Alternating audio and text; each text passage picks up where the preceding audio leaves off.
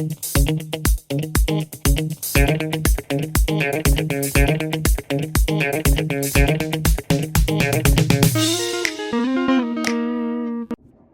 there, it's me again.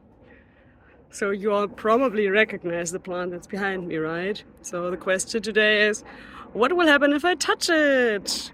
Although that one is too easy, right? So let's look at another question that might be a little bit more interesting.